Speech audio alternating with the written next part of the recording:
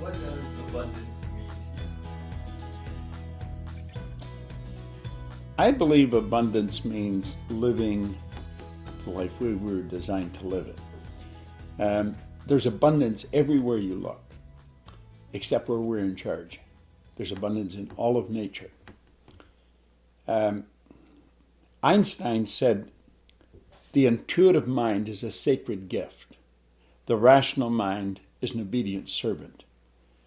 We've got to a point where we honor the servant and we've forgotten the gift. We don't use our higher faculties, therefore we don't enjoy the abundance that we could. I think abundance means living the way you really want to live, spending your days doing what you love doing, and no lack or limitation in any area of your life.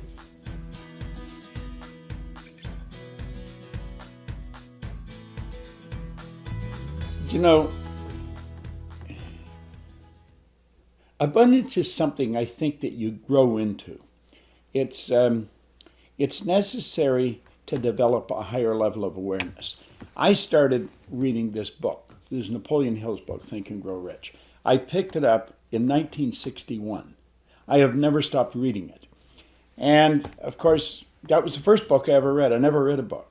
I was 26. I've read thousands of books since then. But as we study, and that's the only way to get there, you develop understanding, you develop an awareness of who and what we are. We're God's highest form of creation. Abundance is our birthright. And there's an abundance for everyone if we understand the laws of our being. Do you know, in the Upanishads, it was written, from abundance, they took abundance, and still abundance remained. Now you have to understand infinite to understand that.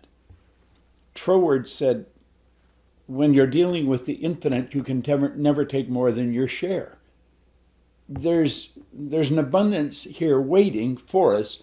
All we have to do is claim it, accept it. And that comes with awareness. And so I think it's a process that you grow into. And you make mistakes. I started with nothing. I built something up. I lost it. I started over again. And so you continually develop a greater awareness and you enjoy the fruits of your labor.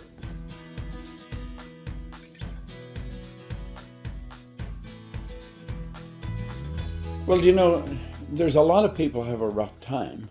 In fact, I think the majority of people are struggling. But what we're dealing with is ignorance. It's just a lack of awareness. Solomon said, in all you're getting, get understanding. Solomon understood something about abundance. And he said, in all you're getting, get understanding. The only way to develop understanding is through study. And apparently we just don't want to do that as a people. I know the more I study, the more awareness I develop, the more abundant my life is. I used to have very few friends, and the ones I had weren't very nice.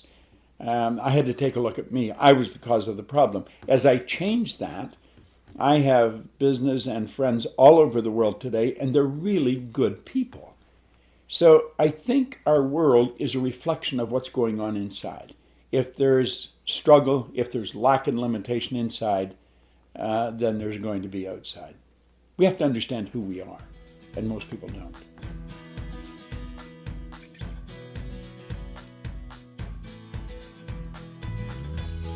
Oh, I think to create abundance, I think you have to learn to give. And the more you give, the more you receive. You're going right back to the basic law of cause and effect. Emerson said it's the law of laws. The more you put out, the more you get. And you get it simultaneously with giving it out. There's a power flows into our consciousness, and we think and then we send that power out. It's thought energy. Well, we take on an equal amount simultaneous with sending it out. So if we really get into the flow and really understand this, abundance is, you're not going to stop it. But you have to understand that the joy is in the giving. The more you learn, the more you have, the more you can give, and the more you give, the more you receive. That's a difficult thing for a person to understand if they are having difficulty paying their rent and they don't know if their car is going to be repossessed. Now, I've gone through that, and you have to work through it. Nobody gave me everything I've got, and I think I haven't got that much relative to what others have. You have according to what you're doing. We serve and we receive. Earl Nightingale taught the law of compensation probably better than anybody. Emerson probably taught it to him. But he said the law of compensation is very simple. The amount of money you earn, and you could apply this to anything, is in direct ratio to the need for what you do, your ability to do it, and then the difficulty there is in replacing you. So you have to find a need and fill it. Find something that everybody needs all over the world. Everybody needs a greater understanding. Everybody needs a greater understanding of who they are. Now, as you get really good at filling that need, you're going to be very difficult to replace. So the trick is just get better at whatever you're doing. Fall in love with what you're doing. Give it everything you've got. And you never have to worry about what you're going to receive. It just comes back. It's automatic. That's the way the universe operates. You know, in the movie The Secret, I quoted Dr. Wernher von Braun. And he was considered the father of the space program. He said that the natural laws of this universe are so precise that we don't have any difficulty building spaceships, sending people to the moon, and we can time the landing with the precision of a fraction of a second.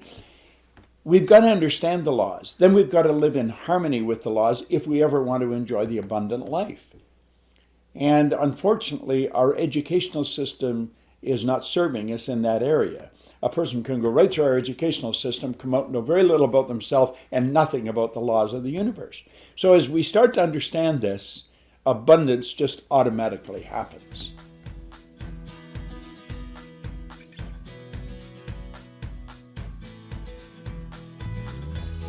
You know, we talk about abundance. I think gratitude is the key concept or the key attitude. In The Science of Getting Rich, Wallace D. Wattles wrote an entire chapter on gratitude. It's chapter 7. And on the very first page, he gave us in one line the keys to the kingdom. He said the entire process of mental adjustment and atonement could be summed up in one word: gratitude. If a person's having any kinds of a problem, they need a mental adjustment. If they've got a bad attitude, they need a mental adjustment. If they're short finances, they need a mental adjustment, because everything is an expression of what's going on inside. Well, he said the entire process of mental adjustment and atonement can be summed up in one word, and that's gratitude.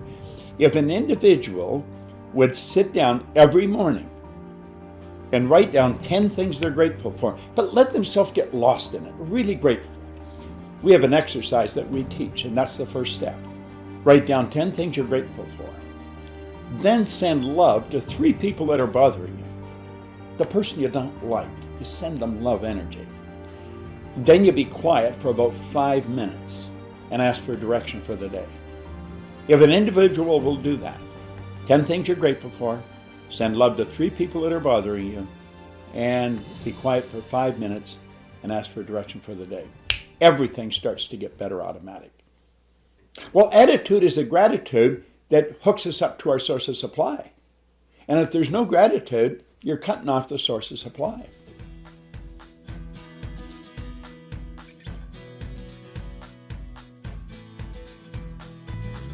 You know, I went to visit Earl Nightingale in the early 60s.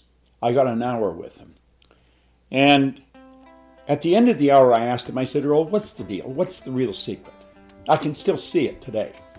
He said, there isn't any secret. He said, this simple matter of figuring out what you love to do and then dedicate your life to it. And right then, I knew what I wanted. I wanted to do what he was doing. I wanted to do with him. And it took me about 3 or 4 years, but I ended up doing that. Most people are not doing what they love to do. They're doing what they don't love, and they're afraid to quit. They lack that security that they need. And they're looking for security outside. And as long as they're looking for it outside, they're never going to find it. Security is an inside thing. And if you don't have it inside, you haven't got it. So I have found that the masses will stay at something they don't like because they're afraid if they go and do what they do like, they're not going to earn enough money. And you know, working happens to be the worst way to earn money anyway. I was talking to a doctor in Phoenix one day, and he was telling me he was thinking of leaving his profession. I said, why are you leaving? He said, I can't earn enough money. I said, why did you become a doctor? Well, he said, I love it. Well, I said, then why would you ever leave? If you found something that you can spend your days doing what you love to do, whether you earn any money at it or not is irrelevant.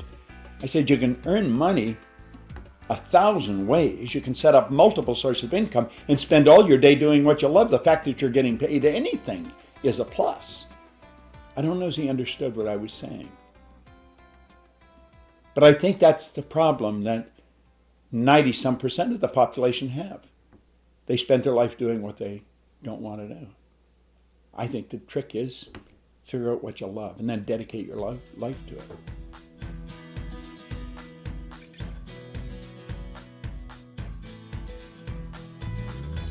I think when people decide what they love to do and then they think I'm too old or I haven't got enough money or I'm too young or something like that, I'm going to tell them to wake up. I'll be 81 in a couple of months. I'm building a studio behind my house. I'm spending upwards of $1 million to build the thing. And I'm 81. People say, why are you doing that? Because I want to live until I die. And age has nothing to do with it. See, I think we operate with the wrong ideas. We operate with the idea as we get a little older, we should slow down. That's a lot of jazz. As you get older, you should speed up. What you should do is calm down. If all the energy in the universe is omnipresent, then you don't even have to get it. All you have to learn to do is to release it. So I think we have to tell people to wake up and realize that all the reasons why they're stopping themselves from living the life they want are all illusions. They should just let it go and go for whatever they want. They're not going to lose, they're not going to die, they're not going to starve to death, they're going to win. But they've got to have the courage to step out and do it. See, I think you just have to know where you're going and know you're going to get there. You don't have to know how. In fact, anyone that's done anything does not know how to get there. I think Steve Jobs put it very well. You cannot connect the dots looking ahead. You can only connect them looking backwards. We can tell how we got here, but we don't know how we're going to get there. Hillary didn't know how to get to the top of the mountain. The Wright brothers didn't know how to get the plane off the ground. Edison didn't know how to illuminate the world. We don't have to know how. We only have to know we're going to do it, and then take a step at a time.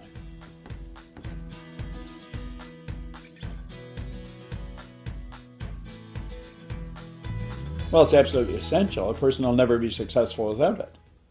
See, I think, again, to refer back to Earl Nightingale, I think Earl Nightingale's definition of success is a classic.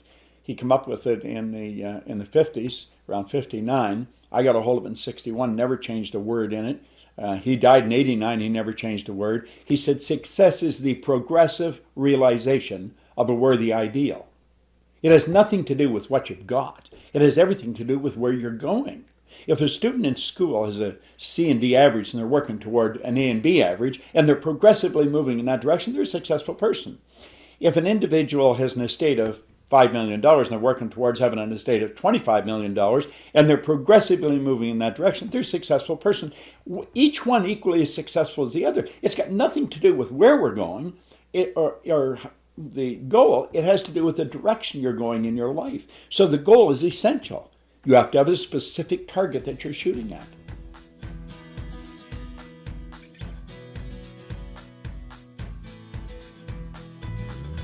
Absolutely. Absolutely. I always have one that I haven't hit yet. I mean, that's why I get up in the morning. That's why I go to work.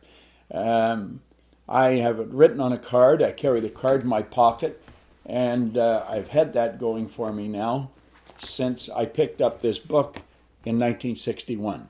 And everything I've written on the card, I've got. Everything. So it's, you have to have a goal, or you're going to drift like a cork in the ocean. There's no direction in your life. And unfortunately, most people don't have one. And then when they do set a goal, they don't set the right goal. They set a goal to get what they think they can do, or what they know they can do, is even worse. People have to set goals to do what they want to do. What do I really want? You see, Hillary wanted to get to the top of the mountain. It took him 3 years. He failed twice, but he got there. He was the first person in the history of the world. There's been over 1,000 people go up that mountain since then. The Wright brothers, they wanted to get in the plane in the air. The fact that nobody had ever done it and it couldn't be done didn't stop them. So we've got to have goals that we want. I think wants come from the essence of who we are. We're spiritual beings. Our spiritual DNA is perfect. There's perfection within us. And that perfection wants to be expressed. Spirit's always for expansion and fully expressed. So when you want something, it's spirit attempting to express itself through you, the higher side of your nature. And when you suppress that, you're doing damage to your soul. You see, we are a soul. We don't have one. And the soul's forever seeking its awareness of its oneness with that which is. So the goals, and then has to be what you want.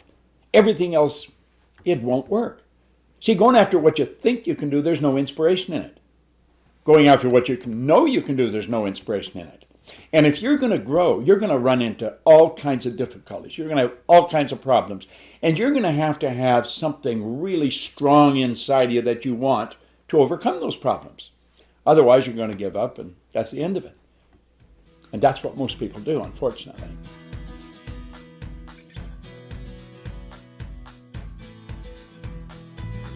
Well, a person never going to be abundant or never live an abundant life if they really don't understand the higher side of their own personality.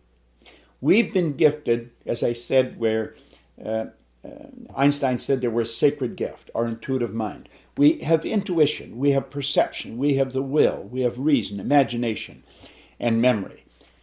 These are higher faculties. If I walk by you in the street like that, I could tell you exactly what you're like, because everything going on the inside shows on the outside. We hide nothing. There's energy flowing from us. We have an intuitive factor. We can pick that energy up and we can read it just like a book. Now, the average person really doesn't believe that can happen. I do it all the time in seminars, and then I tell people, if I'm doing it, you can do it. Because anything you see one person do, another person can do. We're all the same. We look different, we sound different, we eat different foods, we wear different clothes, we speak different languages, we're different shades, but we are all exactly the same.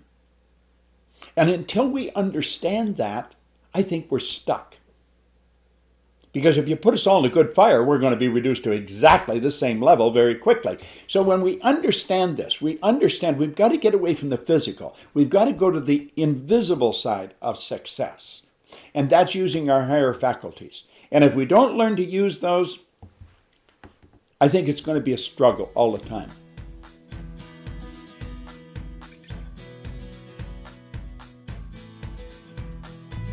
They can learn by going to someone that understands how to use them and ask them and then follow instructions. You see, this is something that I think is key to abundance, to success of any nature. The man that gave me this book, his name was Ray Stanford. And he said, Bob, you're unhappy, you're sick, you're broke. Now, he was a little more diplomatic, but not much. He was happy, healthy, and wealthy. He said, if you'll do exactly what I tell you, you can have anything you want. Well, I didn't believe that. I didn't believe I could have what I wanted because I was in debt. I'd never had a half-decent job. But I believed he believed it. And so I made up my mind I'd do exactly what he said. Like that, everything started to change. I went from $4,000 to $175,000 in a year, and then I took it over $1 million. I had no idea what I was doing. I'd been raised to believe if you're going to win, you've got to be really smart. That's not true.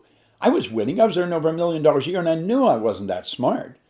I was raised to believe if you don't go to school, you can't get a good job. I didn't have a good job. I owned the whole company. We were operating in Toronto, Montreal, Boston, Cleveland, Atlanta, and London, England. I had 2 months high school. So I had to arrive at the conclusion I've been believing lies. You don't have to be smart to win. You don't have to have a good education to get a good job. So I started to analyze what's going on. And I started to study. And I found if you go to people that are already doing what you want to do, ask them what to do, then do exactly what they tell you. You're going to win. Now, I have had 7 phenomenal mentors. And I've always done exactly what they suggested. Exactly. Earl Nightingale said, surround your mind with greatness and some of it will rub off. And he loved books. I have thousands of books. I devour them. I love them. And my life has just kept expanding. We've got to get a really good grip on who we are. And until we get that, I think we're stuck. But go to a person that's demonstrating by results, they know what they're doing, and then do exactly what they tell you. See, most people want to be coached, but they want you to coach them their way. It doesn't work. It never has, and it never will. And for some strange reason, you'll find people get together in little groups. They're all getting the same results, and they think, how can we make it happen? Well, none of them know. Carlyle said he didn't believe in the collective wisdom of individual ignorance. You've got to go to people that know. I think that's the beautiful part of what you're doing. You're gaining opinions and ideas from a group of people who I think most of them have demonstrated that they know what they're doing. And if people will do exactly what they hear, then they're going to start winning to some degree.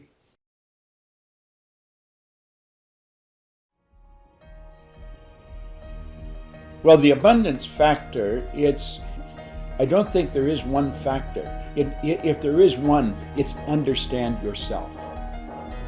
Understand the laws of nature.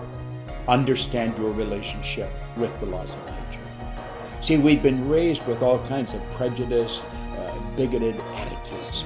We've been raised with a lot of false concepts. We're programmed genetically and environmentally with a lot of nonsense. And we've got to realize that we're programmed. We have a paradigm.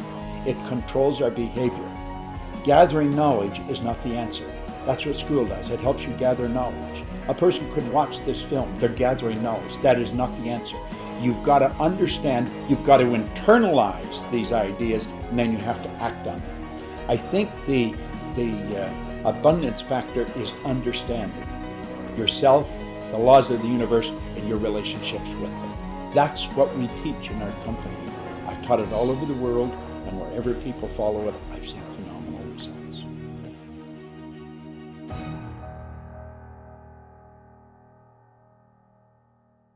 I wouldn't change a thing. I wouldn't change a thing. I think everything that's happened to us in our life has been absolutely essential to make us who we are, to prepare what we're going to do. If I changed anything, I wouldn't be me, and I like me.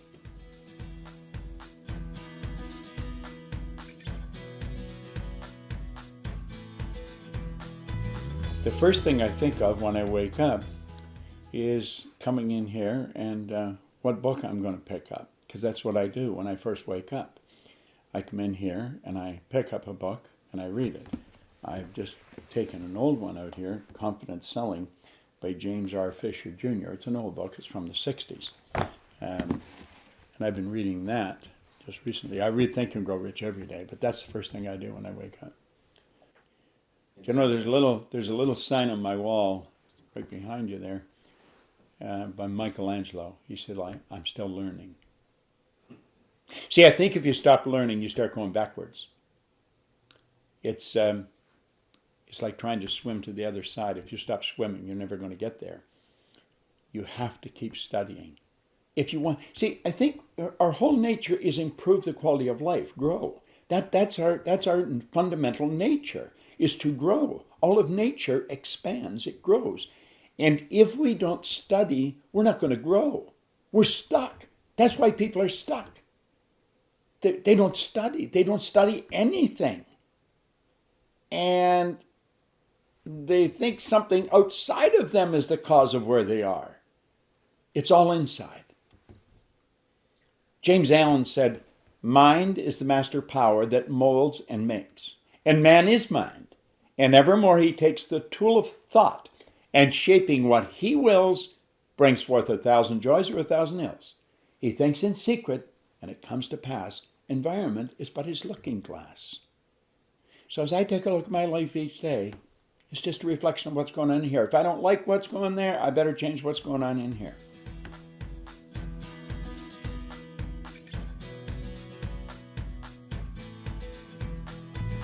Well, you know, in growing up, I wasn't aware of the fact that I had to overcome anything. Because I never had any plan on being any more than I was. I mean, I was like everybody in my environment. We figured this is it.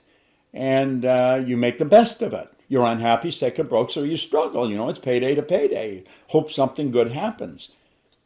And the idea that I had to overcome something, I wasn't going anywhere.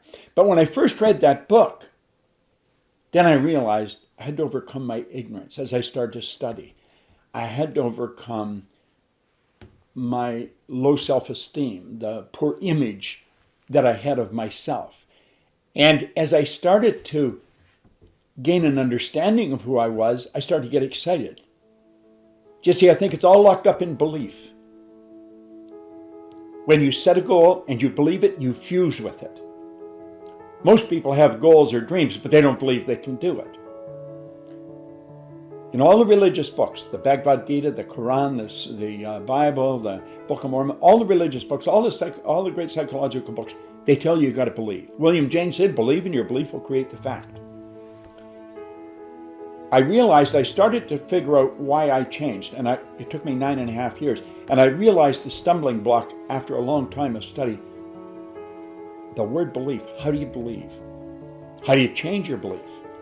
And I had a wonderful mentor, Leland Val Vanderwall.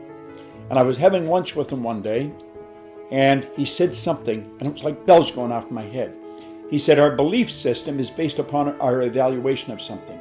And frequently, if we reevaluate a situation, our belief about that situation will change. And when he said that, I knew the answer was there. Our belief system is based upon our evaluation of something. I had changed my belief about who I was, about what I could do. And I did that because I continually reevaluated myself. I started to understand I've got enough power in my hand to light up this house for about 6 weeks. There's about 11 million kilowatt hours per pound potential energy locked up in my hand. My brain is an electronic switching station. The blood circulates through hundreds of miles of passageway in my body. Every 33 seconds carries all the food in, all the garbage out in one sweeping change. I started to understand that, and I started to believe, wow, there's real power in me. I can do what I think. That's the key. That's the abundance factor. You've got to believe that you can live the life you really want to live. And our belief system is based upon our evaluation of something. And if you reevaluate, your belief about it will change. We've got to reevaluate who we are. And then we have to understand, when we find out who we are, everybody's the same. They may not enjoy the same things, they may not have as much, but they're every bit as much the same. And when we got that right, I think we've got life moving in the right direction.